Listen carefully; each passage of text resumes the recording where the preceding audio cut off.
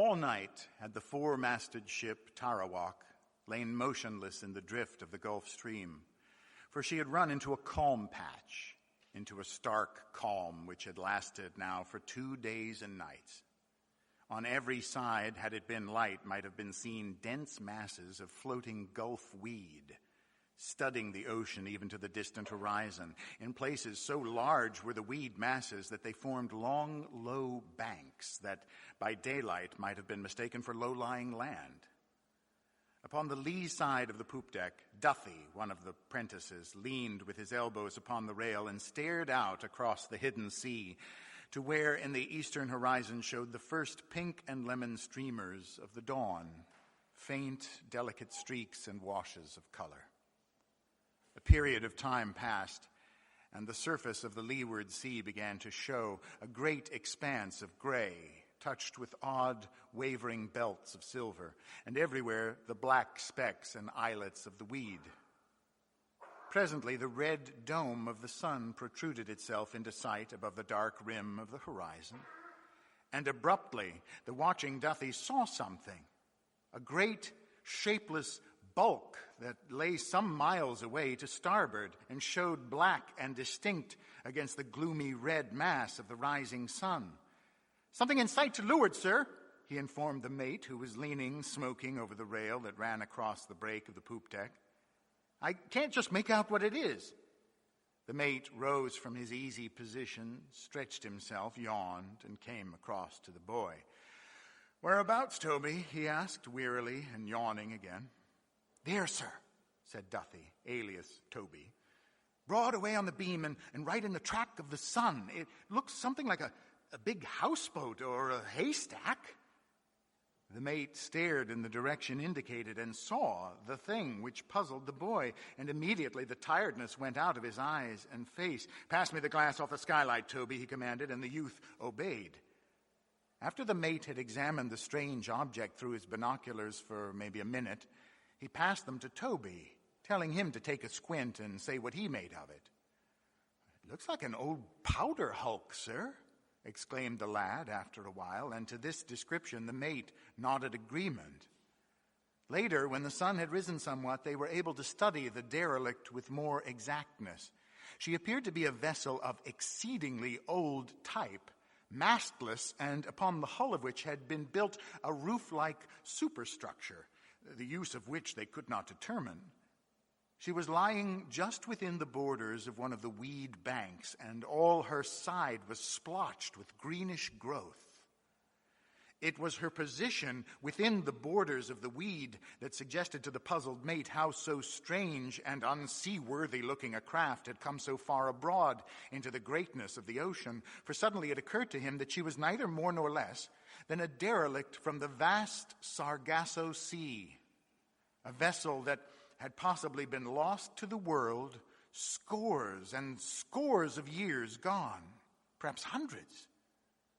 The suggestion touched the mate's thoughts with solemnity, and he fell to examining the ancient hulk with an even greater interest and pondering on all the lonesome and awful years that must have passed over her as she had lain desolate and forgotten in that grim cemetery of the ocean.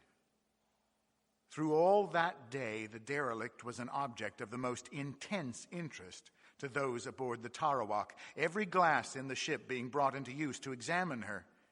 Yet, though within no more than some 6 or 7 miles of her, the captain refused to listen to the mate's suggestions that they should put a boat in the water and pay the stranger a visit, for he was a cautious man, and the glass warned him that a sudden change might be expected in the weather, so that he would have no one leave the ship on any unnecessary business.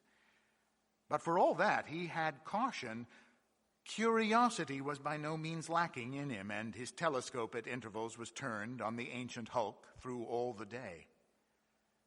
Then, it would be about 6 bells in the second dog watch, a sail was sighted astern, coming up steadily but slowly. By 8 bells, they were able to make out that a small bark was bringing the wind with her, her yards squared and every stitch set. Yet the night had advanced apace, and it was nigh to 11 o'clock before the wind reached those aboard the Tarawak.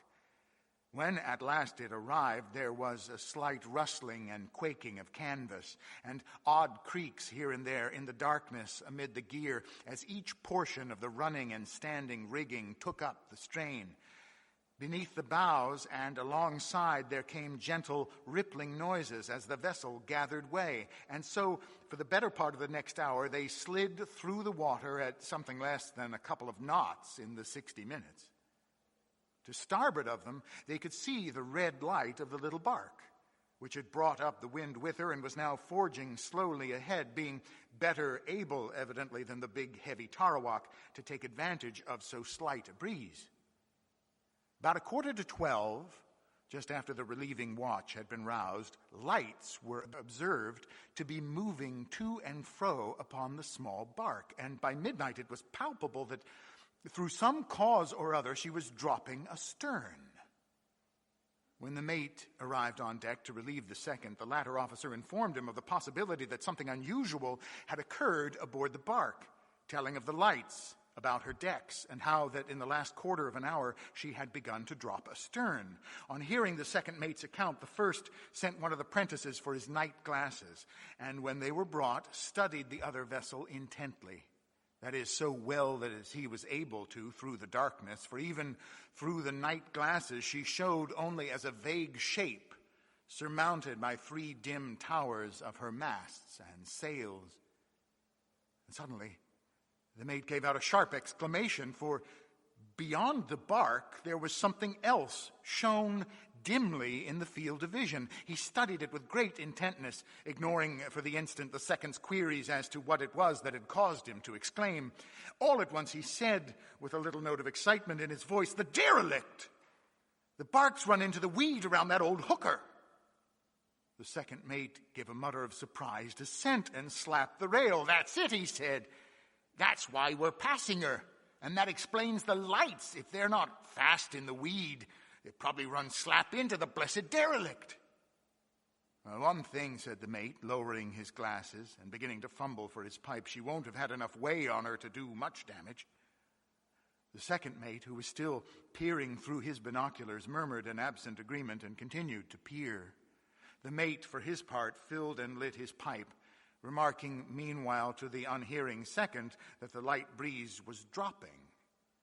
Abruptly, the second mate called his superior's attention, and in the same instant, so it seemed, the failing wind died entirely away, the sails settling down into runkles with little rustles and flutters of sagging canvas. "What's up?" asked the mate, and raised his glasses. "There's something queer going on over yonder," said the second. "Look at the lights moving about it. Did you see that?" The last portion of his remark came out swiftly with a sharp accentuation of the last word. "What?" asked the mate, staring hard. "They're shooting," replied the second. "Look, there again." "Rubbish," said the mate, with a mixture of unbelief and doubt in his voice. With the falling of the wind, there had come a great silence upon the sea, and abruptly, from far across the water, sounded the distant, dullish thud of a gun, followed almost instantly by several minute but sharply defined reports like the cracking of a whip out in the darkness. "Jove," cried the mate, "I believe you're right." He paused and stared. "There," he said, "I saw the flashes then. They're firing from the poop deck, I believe. I must call the old man." He turned and ran hastily down into the saloon, knocked on the door of the captain's cabin, and entered. He turned up the lamp and, shaking his superior into wakefulness, told him of the thing that he believed to be happening aboard the bark. "It's a mutiny, sir. They're shooting from the poop. We ought to do something." The mate said many things breathlessly, for he was a young man, but the captain stopped him with a quietly lifted hand. "I'll be up with you in a minute, Mr. Johnson," he said. And the mate took the hint and ran up on deck. Before the minute had passed, the skipper was on the poop and staring through his night glasses at the bark and the derelict. Yet now, aboard of the bark, the lights had vanished, and there showed no more the flashes of discharging weapons. Only there remained the dull, steady red glow of the port sidelight, and behind it, the night glasses showed the shadowy outline of the other vessel. The captain put questions to the mates, asking for further details. "Well, it all stopped while the mate was calling you, sir," explained the second. "We could hear the shots quite plainly. They seemed to be using a gun as well as their revolvers," interjected the mate without ceasing to stare into the darkness. For a while, the three of them continued to discuss the matter, whilst down on the main deck, the two watches clustered along the starboard rail, and a low hum of talk rose fore and aft. Presently, the captain and the mates came to a decision. If there had been a mutiny, it had been brought to its conclusion, whatever that conclusion might be, and no interference from those aboard the Tarawak at that period would be likely to do good. They were utterly in the dark in more ways than one, and for all they knew, they might not even have been any mutiny. If there had been a mutiny and the mutineers had won, then they had done their worst. Whilst if the officers had won, well and good. They had managed to do so without help. Of course, if the Tarawak had been a man of war with a large crew capable of mastering any situation, it would have been a simple matter to send a powerful armed boat's crew to inquire. But as she was merely a merchant vessel, undermanned, as is the modern fashion, they must go warily. They would wait for the morning and signal. In a couple of hours it would be light, and then they would be guided by circumstances. The mate walked to the break of the poop and sang out to the men, "Now then, my lads, you better turn in the watch below and have a sleep. We may be wanting you by 5 bells." There was a muttered chorus of "Aye, aye, sir," and some of the men began to go forward to the forecastle, but others of the watch below remained, their curiosity overmastering their desire for sleep. On the poop, the 3 officers leaned over the starboard rail, chatting in a desultory fashion as they waited for the dawn.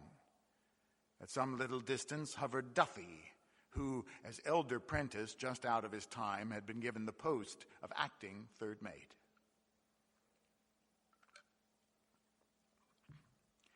Presently, the sky to starboard began to lighten with the solemn coming of the dawn. The light grew and strengthened, and the eyes of those in the Tarawak scanned with growing intentness the portion of the horizon where showed the red and dwindling glow of the bark's sidelight.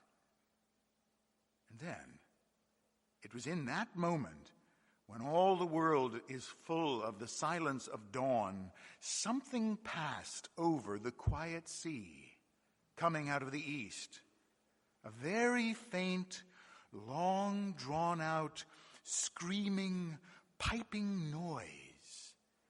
It might almost have been the cry of a little wind wandering out of the dawn across the sea, a ghostly, piping skirl.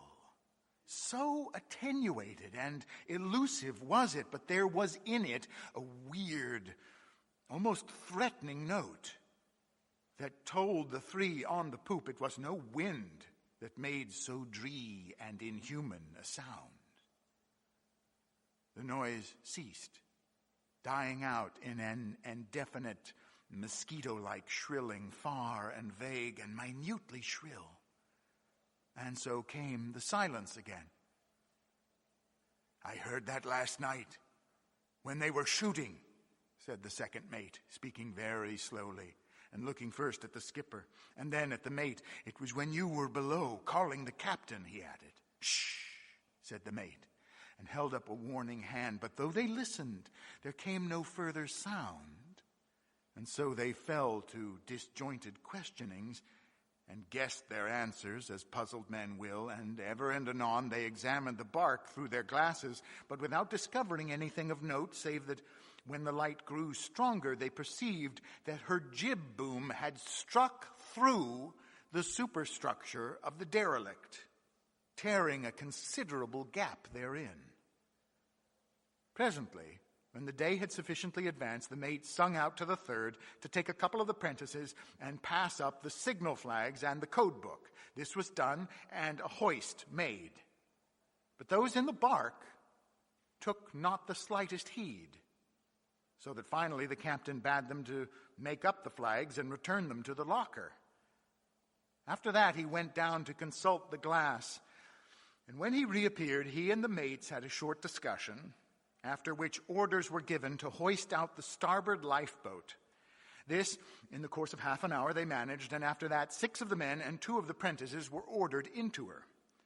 Then 6 rifles were passed down with ammunition and the same number of cutlasses. These were all apportioned among the men, much to the disgust of the 2 apprentices, who were aggrieved that they should be passed over, but their feelings altered when the mate descended into the boat and handed them each a loaded revolver, warning them, however, to play no monkey tricks with the weapons. Just as the boat was about to push off, Duffy, the eldest prentice, came scrambling down the side ladder and jumped for the after thwart. He landed and sat down, laying the rifle which he had brought in the stern. And after that, the boat put off for the bark. There were now 10 in the boat, and all well armed, so that the mate had a certain feeling of comfort that he would be able to meet any situation that was likely to arise. After nearly an hour's hard pulling, the heavy boat had been brought within some 200 yards of the bark, and the mate sung out to the men to lie off their oars for a minute. Then he stood up and shouted to the people on the bark, but though he repeated his cry of "Ship ahoy!" several times, there came no reply. He sat down and motioned to the men to give way again, and so brought the boat nearer to the bark by another 100 yards. Here he hailed again, but still receiving no reply, he stooped for his binoculars and peered for a while through them at the 2 vessels, the ancient derelict and the modern sailing vessel. The latter had driven clean in over the weed, her stern being perhaps some 200 yards from the edge of the bank. Her jib boom, as I've already mentioned, had pierced the green-blotched superstructure of the derelict so that her cutwater had come very close to the grass-grown side of the hulk. That the derelict was indeed a very ancient vessel, it was now easy to see. For at this distance the mate could distinguish which was hull and which superstructure. Her stern rose up to a height considerably above her bows and possessed galleries coming round the counter. In the window frames, some of the glass still remained, but others were securely shuttered, and some missing, frames and all, leaving dark holes in the stern. And everywhere grew the dank green growth, giving the beholder a queer sense of repulsion. Indeed, there was that about the whole of the ancient craft that repelled in a curious way. Something elusive, a remoteness from humanity that was vaguely abominable. The mate put down his binoculars and drew his revolver, and at the action each one in the boat gave an instinctive glance at his own weapon. Then he sung out to them to give way and steered straight for the weed. The boat struck it with something of a sog, and after that they advanced slowly, yard by yard, only with considerable labor. They reached the counter of the bark, and the mate held out his hand for an oar. This he leaned up against the side of the vessel, and a moment later was swarming quickly up it. He grasped the rail and swung himself aboard, and then after a swift glance fore and aft, gripped the blade of the oar to steady it and bade the rest follow as quickly as possible, which they did, the last man bringing up the painter with him and making it fast to a cleat. They commenced a rapid search through the ship. In several places about the main deck they found broken lamps, and aft on the poop deck a shotgun, 3 revolvers, and several capstan bars lying about the deck. But though they pried into every possible corner, lifting the hatches and examining the lazarette, not a human creature was to be found. The bark was absolutely deserted. After the first rapid search, the mate called his men together, for there was an uncomfortable sense of danger in the air, and he felt that it would be better not to straggle. Then he led the way forward and went up to the gallant forecastle head. Here, finding the port sidelight still burning, he bent over the screen, as it were mechanically, lifted the lamp, opened it, and blew out the flame, then replaced the affair on its socket.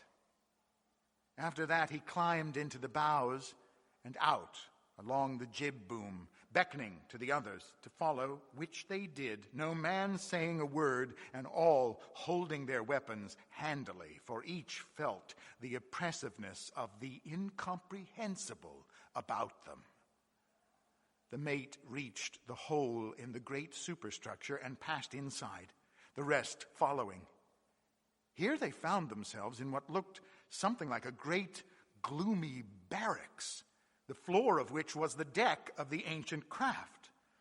The superstructure, as seen from the inside, was a very wonderful piece of work, being beautifully shored and fixed so that at one time it must have possessed immense strength, though now it was all rotted and showing many a gape and rip. In one place, near the center or midships part, was a sort of a platform high up, which the mate conjectured might have been used as a lookout, though the reason for the prodigious superstructure itself he could not imagine. Having searched the decks of this craft, he was preparing to go below when suddenly Duthie caught him by the sleeve and whispered to him tensely to listen. He did so, and heard the thing that had attracted the attention of the youth. It was a low, continuous, shrill whining that was rising from out of the dark hull beneath their feet, and abruptly the mate was aware that there was an intensely disagreeable, animal-like smell in the air. He had noticed it in a subconscious fashion when entering through the broken superstructure, but now suddenly he was aware of it. And then as he stood there hesitating, the whining noise rose all at once into a piping, screaming squeal that filled all the space in which they were enclosed with an awful, inhuman, and threatening clamor. The mate turned and shouted at the top of his voice to the rest to retreat to the bark, and he himself, after a further quick, nervous glance round, hurried towards the place where the end of the bark's jib boom protruded in across the decks. He waited with strained impatience, glancing ever behind him until all were off the derelict, and then sprang swiftly onto the spar that was their bridge to the other vessel. Even as he did so, the squealing died away into a tiny, shrilling, twittering sound that made him glance back, for the suddenness of the quiet was as effective as though it had been a loud noise. And what he saw seemed to him in that first instant so incredible and monstrous that he was almost too shaken to cry out. Then he raised his voice in a shout of warning to the men, and a frenzy of haste shook him in every fiber, and he scrambled back to the bark, shouting ever to the men to get into the boat. For in that backward glance he had seen the whole decks of the derelict amove with living things, giant rats, thousands and tens of thousands of them, and so in a flash had come to an understanding of the disappearance of the crew of the bark.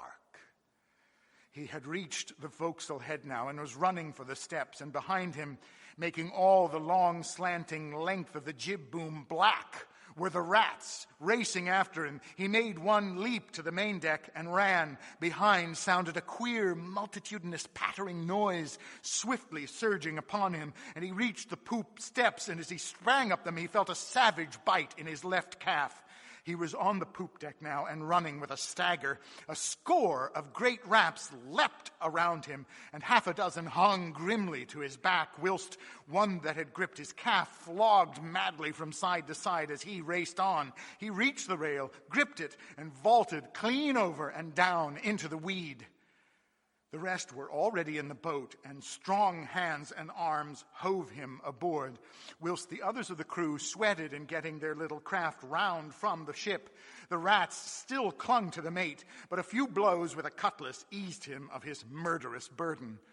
Above them, making the rails and half round of the poop deck black and alive, raced thousands of rats. The boat was now an oar's length from the bark, and suddenly Duthie screamed out that they were coming, and in the same instant nearly 100 of the largest rats launched themselves from the boat. Most fell short into the weed, but over a score reached the boat and sprang savagely at the men, and there was a minute's hard slashing and smiting before the brutes were destroyed. And once more the men resumed their task of urging their way through the weed, and so in a minute or two had come within some fathoms of the edge, working desperately, and then a fresh terror broke upon them. Those rats which had missed their leap were now all about the boat and leaping in from the weed, running up the oars and scrambling in over the sides. And as each one got inboard, straight for one of the crew it went, so that they were all bitten and bled in a score of places. There ensued a short but desperate fight. And then, when the last of the beasts had been hacked to death, the men lay once more to the task of heaving the boat clear of the weed. A minute passed, and they had come almost to the edge, when Duthie cried out, "To look!" And at that, all turned to stare at the bark and perceived the thing that had caused the prentice to cry out, for the rats were leaping down into the weed in black multitudes, making the great weed fronds quiver as they hurled themselves in the direction of the boat. In an incredibly short space of time, all the weed between the boat and the bark was alive with the little monsters, coming at breakneck speed. The mate let out a shout, and snatching an oar from one of the men, leapt into the stern of the boat and commenced to thrash the weed with it, whilst the rest labored infernally to pluck the boat forth into the open sea. Yet despite their mad efforts and the death-dealing blows of the mate's great 14-foot oar, the black living mass were all about the boat and scrambling aboard in scores before she was free of the weed. As the boat shot into the clear water, the mate gave out a great curse and, dropping his oar, began to pluck the brutes from his body with his bare hands, casting them into the sea. Yet, fast almost as he freed himself, others sprang upon him, so that in another minute he was like to have been pulled down, for the boat was alive and swarming with the pests.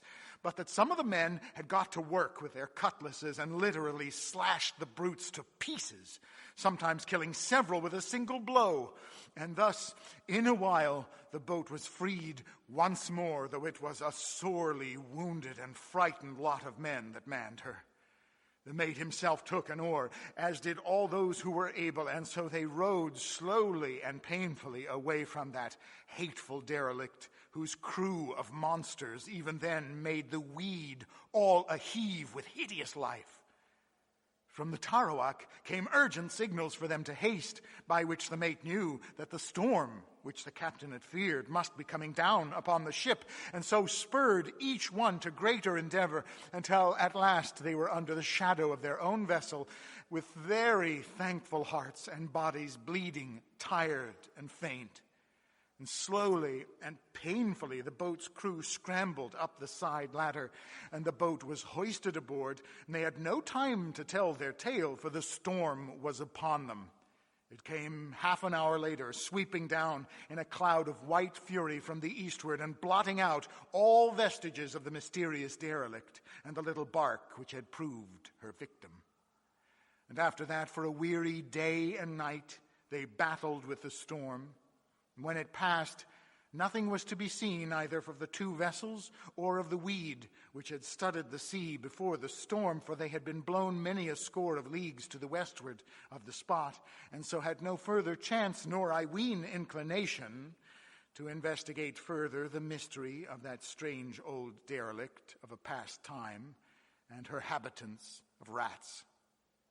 Yet, many a time, in many a forecastle, has this story been told, and many a conjecture has been passed as to how came that ancient craft abroad there in the ocean. Some have suggested, as indeed I have made bold to put forth as fact, that she must have drifted out of the lonesome Sargasso Sea. And in truth, I cannot but think this as the most reasonable supposition. Yet of the rats that evidently dwelt in her, I have no reasonable explanation to offer. Whether they were true ship's rats or a species that is to be found in the weed-haunted plains and islets of the Sargasso Sea, I cannot say. It may be that they are the descendants of rats that lived in ships long centuries lost in the weed sea, and which have learned to live among the weed, forming new characteristics and developing fresh powers and instincts.